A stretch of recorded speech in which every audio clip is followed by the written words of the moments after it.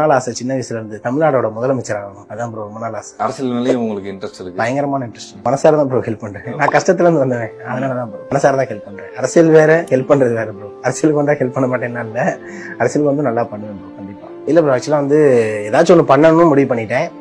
So அதான் அவமானப்பட்டா நம்ம சாதிக்கணும்ன்ற வெறி வரும்ல, அது மாதிரி எனக்கும் வந்துருச்சு. சரி என்ன பண்றதுன்னு யோசிச்சுட்டு இருந்தேன். நம்ம கையில எதுவுமே கிடையாது, ஒரே ஒரு ஆட்டோ தான் இருந்துச்சு. சரி அந்த ஆட்டோ நம்ம வித்துருவோம், வித்துட்டு ஏதாச்சும் ஒன்று பண்ணுவோம்னு சொல்லிட்டு வித்துட்டு போய் ஐபோன் வாங்கிட்டு வந்தேன். எல்லாம் திட்டினாங்க, தெரியுமே நம்ம ரிலேட்டிவ் எல்லாருமே பத்தி எல்லாம் திட்டினாங்க. சரி எல்லாருக்கும் ஒரு பதிலடி நம்ம கொடுப்போம், கொஞ்சம் வெயிட் பண்ணுங்க நான் கண்டிப்பா சொல்றேன் அப்படின்ட்டு கரெக்டா ஒரு வருஷத்துக்குள்ளே எல்லார் வாயுமே அடைச்சிட்டேன்.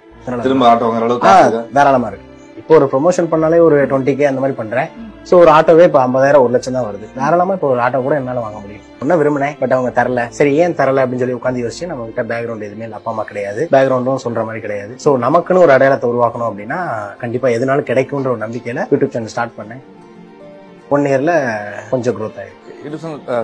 ஏன் லவ் ஃபீல்ட்ல வந்து என்ன மாதிரி கண்டென்ட்லாம் ஃபர்ஸ்ட் போட ஆரம்பிச்சீங்க? ஆக்சுவலா ஃபர்ஸ்ட் வந்து பாத்தீங்கன்னா ஃபுட் ரிவ்யூ பண்ணேன். அது பெருசா போகல. போற சைட்லாம் சும்மா காசு கொடுத்து இப்படி பண்ண அப்படி பண்ணாங்க, அது வேணாம் அப்படின்னு சொல்லிட்டு மூவி ரிவ்யூ பண்ணேன். அதுவும் வீக்லி ஒன்ஸ் தான் வருது, அதனால அதுவும் வேணாம் அப்படின்ட்டு டாஸ்க் பண்ணேன். டாஸ்க்கு சும்மா அந்த பப்ஸ்ல இது போட்டு சாப்பிடுறது, சாம்பார்ல ஏதோ ஊற்றி சாப்பிடுறது, அந்த மாதிரி பண்ணிட்டு இருந்தேன். சரி கொஞ்சம் டிஃப்ரெண்டா மாத்தி பண்ணலாம், கண்டென்ட் நம்ம ஓனா எடுக்கலாம் அப்படின்னு சொல்லி அந்த கெட்டப் எல்லாம் போட்டோம். மக்கள் அதை பிடிச்சிச்சு. அப்படியே நான் லவ் பண்ணதான் அவங்களுக்கு தெரிஞ்சு, பட் அவங்க அக்செப்ட் பண்ணிக்கல. சோ அதனால வந்துட்டு நானே என்ன பண்ணிட்டேன், அவங்க அக்செப்ட் பண்ணிக்கல அப்படின்னு அவங்க வீட்டாளுக்குள்ள ஏத்துக்கல, நம்மளை ஒதுக்குற மாதிரி. அது எப்படி சொல்றதுன்னா கொஞ்சம் ஒரு மாதிரி பார்ப்பாங்கல்ல, அது நானா ஒதுங்கி வந்துட்டேன். அவங்க என்னை ஒதுக்கல, நானா ஒதுங்கி வந்துட்டேன்.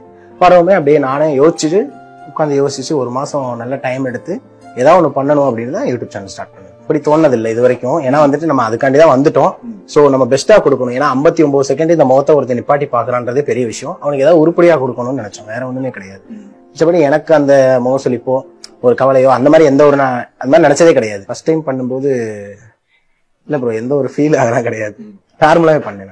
எனக்கு வந்து நான் போன் எடுத்துட்டு வந்த உடனே 80,000 வேஸ்ட் பண்ணிட்டேன், நாசமா போனவனே அப்படி இப்படின்னு 2 பவுன்லாம் அப்பைக்கு 2 பவுன் இப்படி பண்ணிட்டியடா அப்படின்னு சொல்லி நிறைய பேர் சொன்னாங்க. சொன்னவங்க எல்லாருக்குமே நான் ஒரே வார்த்தை சொன்னேன், கொஞ்சம் அமைதியா இருங்க, நான் யாரும் நிரூபிச்சு காட்டுறேன் அப்படின்ட்டு.